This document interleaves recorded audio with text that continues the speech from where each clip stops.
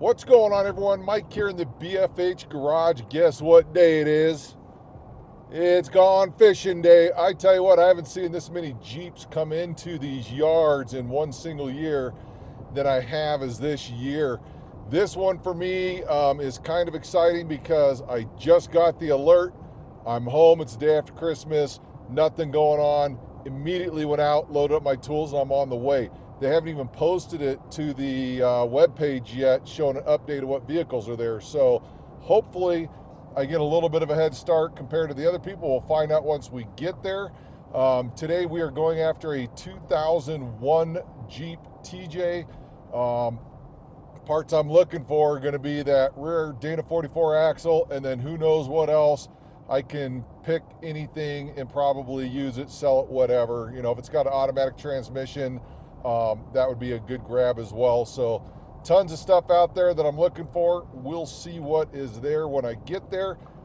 Now, the one thing I got to keep in mind is, what I learned on the last trip of doing these pulls. I get out there, I get all excited, I load up the cart, and I go in there spending a fortune because they're trying to charge all these outrageous prices for stuff that doesn't make sense. For example, the headlights were 40 bucks a piece when you can pick them up for less than 20 brand new. So, we'll see. I think I have enough Jeep grills, although I do collect them because I tend to sell them over time as well. But anyway, let's just go see what they got. Keep your fingers crossed. I'm going into this blind. However, I am going with an early notification. So my hope is that this pick is going to be good. Stay tuned. Let's find out.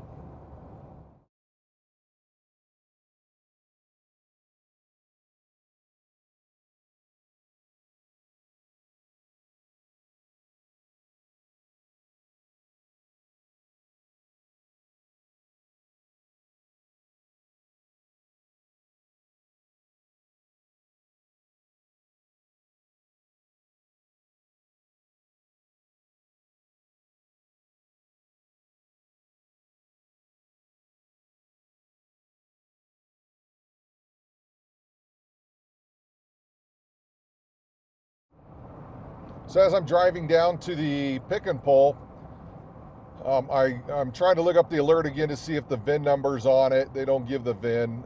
So I'm in a light and I check real quick to see if they had posted the Jeep up on their website, and they had.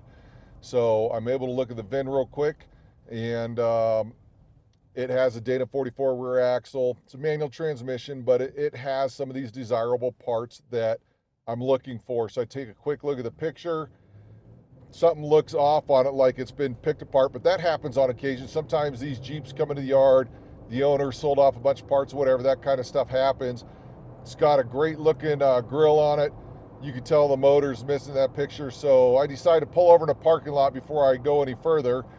And I look at all the pictures they posted, and you can see that this Jeep, I don't think it was picked over before it got to the junkyard. I think people that work at the junkyard picked it over before they moved it to the lot.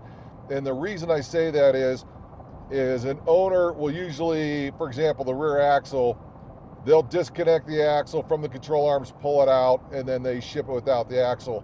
In this case here, the control arms were cut with the Sawzall. Everything was stripped out of it pretty quick. You can tell that things that were done in a quick manner, which leads me to believe that somebody at the pick and pull pulled that rear axle, pulled the motor. There's no doors, there's no tops, there's no windshield, there's no tailgate. So all those parts that are easily sellable are gone, minus the grill. It surprised me that the grill was there.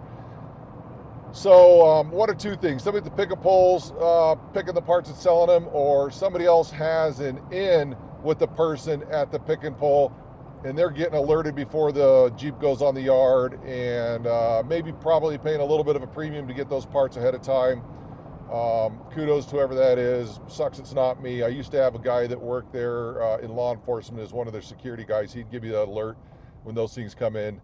He doesn't work there anymore, so I'm not getting them as early as I'd like to. So this is going to be one of those cases where I've been outsmarted. I'm not the first to the pick and pull to get these parts, and hey, everybody's starting to catch on, and that kind of sucks, but it is what it is. So luckily, I was only about 12 or 15 minutes into my drive, so no harm, no foul. I'm gonna turn around, go home, enjoy the rest of my vacation. Sometimes it's just the way it is, and you win some, you lose some. Merry Christmas, Happy New Year, everyone.